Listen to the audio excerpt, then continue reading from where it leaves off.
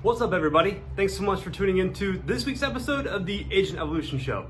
So today what I want to talk with you about is the art of self-discipline. So let's unpack this a little bit. Self-discipline, what is that? Well, in my opinion, it's nothing more than rehearsed and practiced forced obedience. So what are your disciplines? I'll give you an example. My discipline is in the morning to prime my state. My discipline is to be responsible for my mental, emotional, and physical state moment by moment, right? And I think that's all of our jobs. And so what is your practice of discipline in that regard? What is your self-discipline practice for your physical well-being? What's your self-discipline practice for your emotional, spiritual state?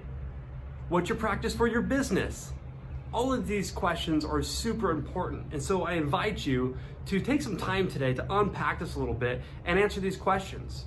How would I rate my self-discipline in these categories? And the thing about self-discipline is, how often do you feel like doing it? Like, do you jump out of bed and get excited about your discipline? Or do you carry excitement throughout your day about your discipline? Or not so much? Now, for being completely honest, myself included, a lot of times it's not that fun to execute on that discipline. But again, that's why that discipline is called also forced obedience. You give yourself a command and you follow it. And let me ask you a question. When you give yourself a command and you follow it and you execute, regardless of what result you would create, how do you feel about yourself when you're done? Is your self-esteem higher? Is your self-love cup a little more full? Yeah. And how do you feel when you give yourself a command and you don't follow it, right? Now how's your self-esteem? Now how much less full is your self-love cup? And so to get yourself into action with discipline, there's really two schools of thought. One is, I'll do it when I feel like it. And I know you all can relate to that school of thought, myself included, right? Now, option two, the other school of thought is, I'm gonna get into action until I feel like doing it. Try that one on for size today. So when you know you're supposed to go get something done and you don't feel like it, how about you just get it done, you get into action with it until you feel like doing it. And then when it's done, you'll go, God, I feel so much better. So if you wanna increase your self-esteem, if you wanna increase your self-respect and your self-love, how about trying some forced obedience and get into action until you feel like getting it done? Now, in addition to that, I will say this. Creating bigger, better, desired results with less effort never comes through force. It never comes through hard work. It never comes through grind. It comes as an energetic state on how are you showing up to the action. We could all agree, if we could take any profession, let's say real estate as an example. We take two agents, same amount of experience, same everything, apples to apples comparison. And yet we tell them both to go do an open house, let's say. Don't you know that one agent will be able to produce desired results from that open house? Lots of traffic coming through, pick up a couple potential clients, and have a massive success. While the other agent could have nobody show up, and therefore no leads, and feel like it was just a giant waste of time. What's the difference? What's the difference between those two people? It's their beingness, it's their state. It's the redundant set of thoughts, feelings, and behaviors, their personality, their state of being that's creating the results, regardless of the effort.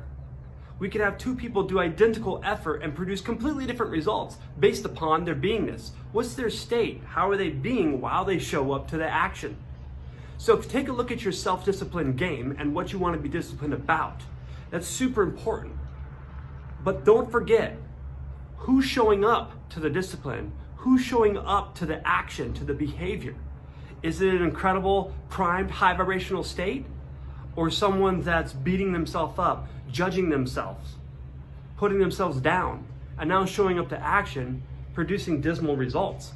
Because I think we can both agree, if you got into action and you decided to be disciplined, forced obedience, and consistent and frequent, yet who's showing up to the party is less than in a low vibrational state, over time, getting into that action and not producing desired results, how long would it take before you fizzled out? How long would you take before you say, I give up, I quit, this isn't working? When all along, if we're being responsible, the person wasn't working it. They weren't showing up powerful. They didn't prime their state. So it's how are you being while you're doing during your self-discipline. So all of these elements come in together. So take a look at your own self-discipline game today. And remember, as I end every Agent of Evolution video with, who you surround yourself with matters. Are you surrounding yourself with people with high self-discipline practices or not so much? Because we become a product of our environment, those people that we're around. Yet the good news is you get to choose your environment. So, and to really wrap this video up, I'm making this video for myself. It's just a reminder. There's some areas where I've been really good on my self-practice and some areas where I've been slipping. And so my best advice to you all that are watching still is this. When you find that you're slipping off your game, self-beat up, judgment, and put down keeps you out of the game so much longer. Can you love yourself through this process? Can you love yourself through your mistakes? Can you love yourself enough to get back on track powerfully? Because if you can love yourself through this, you heal faster, you get back on track faster, and your self-discipline increases. So, I hope this video brought some value to you today. Make it a great day.